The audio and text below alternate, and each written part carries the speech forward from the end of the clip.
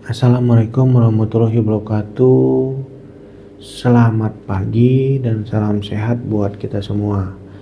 Perkenalkan, nama saya Joseph Harun Mataregan. Di sini saya dipercaya mengampu mata kuliah perilaku organisasi dengan kode EMBS 4207. Jadi apa yang akan kita bahas dalam mata kuliah ini? Sangat banyak hal yang akan kita bahas di mata kuliah ini. Yang pertama, kita akan bahas mengenai esensi dan ruang lingkup studi perilaku organisasi. Kemudian kita juga akan bahas mengenai dasar-dasar perilaku individu yang berhubungan dengan hukum perbedaan individu, di mana setiap individu punya karakter yang berbeda-beda.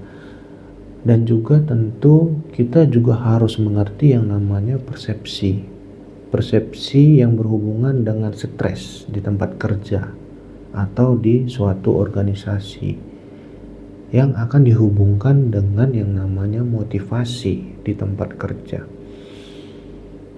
Dalam hal ini tentunya kita akan mengetahui yang namanya dinamika kelompok, karena yang namanya dunia kerja, perusahaan, organisasi itu akan mengenal yang namanya dinamika kelompok. Kelompok itu adalah kumpulan dari lebih dari satu orang.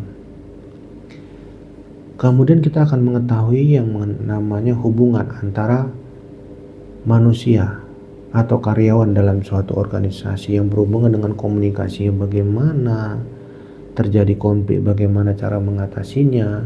Tentu harus punya yang namanya pemimpin. Makanya juga kita akan bahas mengenai kepemimpinan dan kekuasaan.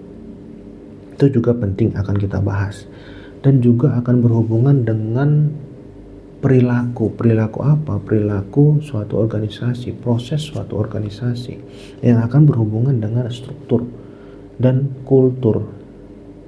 Struktur yang jelas, divisi, kemudian atau tim atau bagian, kemudian harus jelas kulturnya, budayanya yang diciptakan dalam suatu organisasi atau perusahaan.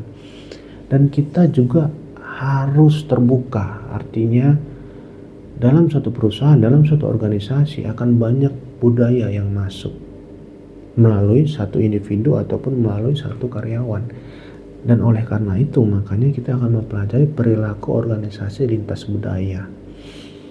Setelah mempelajari mata kuliah ini, diharapkan mahasiswa itu mampu menjelaskan organisasi dan perilaku organisasi, baik itu perilaku individu, termasuk juga tadi membahas mengenai dinamika kelompok, dan juga di dalamnya tentu ada komunikasi dan konflik, serta bagaimana kita bisa mampu mengetahui atau mengerti mengenai perilaku organisasi lintas budaya.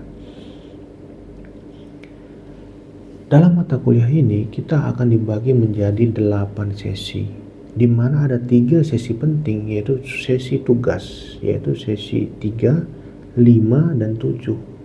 Kenapa ini penting? Karena bobot penilaian tertinggi adalah di tugas.